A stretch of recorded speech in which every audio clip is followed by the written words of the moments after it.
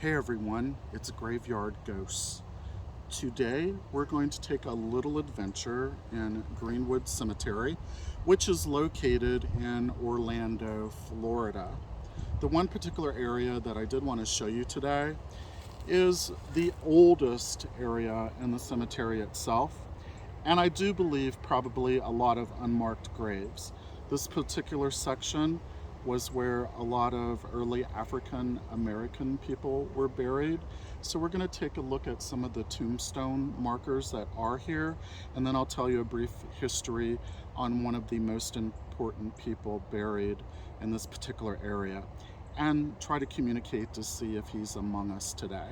I have brought a couple of items to help in helping to make the spirits come out for us. These items have been blessed and made specially for me by the Voodoo Queen herself in New Orleans. This particular item here is made with moss from an oak tree in one of the cemeteries in New Orleans, and also from some abandoned articles from one of the bodies that may have been in one of the crypts itself. There's also a piece of alligator bone to help with these spirits, and also I do have a gree bag. Notice the oak trees behind us also have the moss also, not particularly used in this area for such items, but a little blow on each one will help activate, and then we'll see, like I said, if we can get some of the spirits to come out and communicate with us today. I have brought the EMF with me, and then also I have the Ovilus. When we come back into this area, I'll turn it on to see if Mr. Perry would like to communicate with us. As we have a plane go by, let's go ahead and start walking.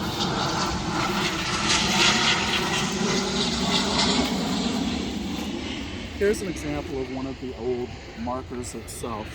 A lot of the markers in this particular area are going to be unreadable because they are so old and weather has deteriorated the front. We do have a few markers here from those born in the late 1800s that were in the U.S. Army and also the World War. Bless them for serving our country. A few markers are back here also, as you can see. And then behind us you have a large area of vacant land.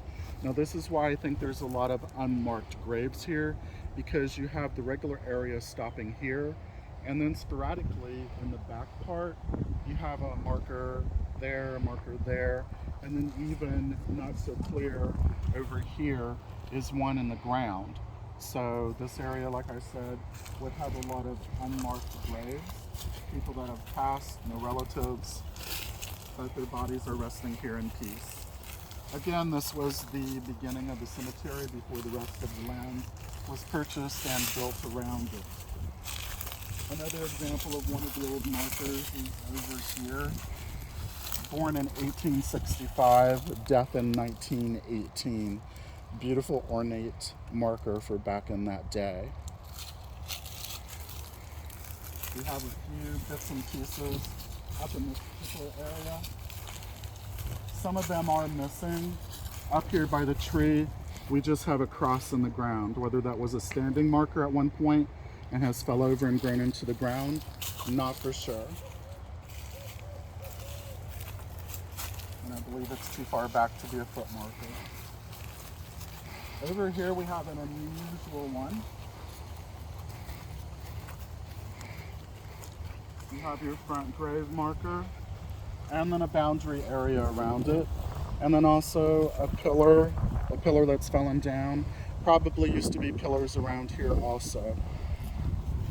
That one's very ordinary here today also. I'm going to go ahead and turn on the EMF and see if there's any activity. It is still early with the time change. This particular cemetery does close at 7, so this particular EMF, again, Mel, if you've never seen me use it before, does have 6 lights on it. It is on green right now. There was a little bit of activity where it went up to the 3rd light, when we were around this particular tombstone and still getting just a little bit of activity. So maybe someone there wanting to say hi or communicate with us. But we're going to go on up further to Mr. Perry's tombstone marker. Continued activity as we get closer to this particular area. There's a rustle in the palm trees, but I believe that's probably a squirrel. Now I'm going to turn the obelisk on to start seeing if we have any activity that wants to communicate. We are now at the July Perry marker. Mr. Perry was born in 1868, died in 1920. This particular marker was placed here in the early 2000s to commemorate him. Prior to that, there was nothing there of importance that they left. You will always see the bouquet of yellow flowers at his grave. There's also some tokens that some people have left. There's a pine cone, a couple of sticks, also some beads, and there are a few pennies on the tombstone itself that also shows remembrance. Right now I'm not getting much activity on the mail reader, but I'm going to put it down. And then I'm not getting many words of importance for the obelisk right now, but I haven't asked any questions. So what I'm going to do right now is read a brief history about Mr. Perry himself so that you know who he was. This particular information that I'm about to give you is from the downtown Orlando area where there is a special plaque commemorating him. This is about the lynching of July Perry, and also over the obelisk date just showed up. So he may be wanting me to give you the date. That was November 3rd in 1920. Now this happened on Election Day, November 2nd of 1920. Black residents in the Ocoee area, which is not far from here, who owned land and businesses, they were eager to vote. Now, despite a terrorizing Ku Klux Klan march that happened through the streets in Orlando 3 days prior to that, Moses Norman and other African Americans attempted to vote. They were turned away. Now, after seeking advice from Orlando Judge John Chaney, Norman again attempted to vote. Armed whites stationed at the polls immediately assaulted him. Reportedly, he fled to the home of his friend and business associate, July Perry. Now he's telling me to be calm and continue. Now Norman escaped, but Perry suffered a severe wound and was arrested. He was transported to Orlando and jailed at the Orange County Jail, which was a block away from the downtown museum site that stands today, the History Museum. Now, where the jail used to be was at the Beecham Theater. Prior to it being the Beecham and being remodeled to that, it was the Orange County Jail. They did many hangings there.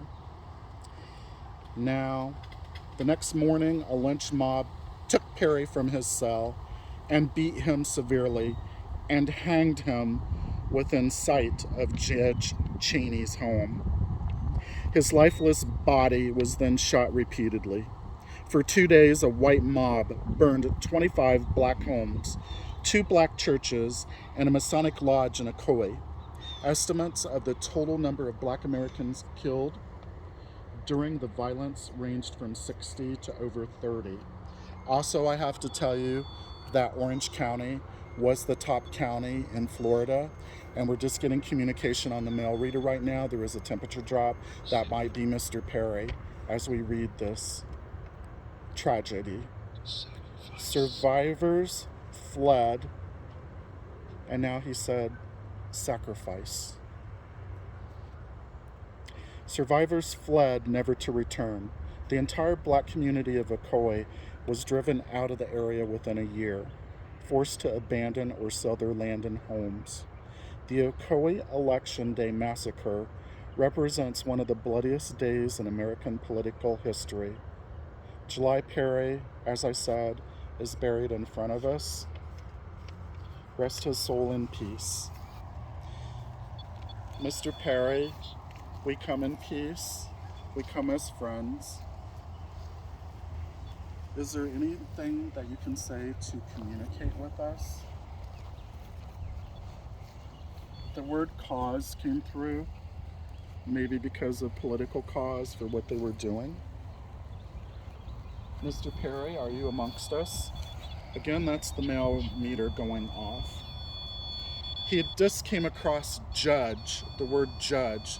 Could that be the judge that had the hanging out by his home? The mail meter is going wild, as you can see. Mr. Perry is probably reliving and telling us about the anger from that day when this all happened.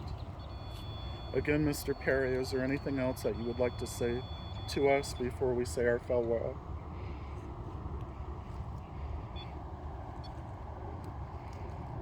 All has gone quiet. Mr. Perry has left us in peace to go back to resting. Mr. Perry, thank you for your communication. May you rest in peace. That was a little beep beep beep where he was telling us thank you. Again, everyone, thank you for joining us today in Greenwood Cemetery, and we will see you the next time.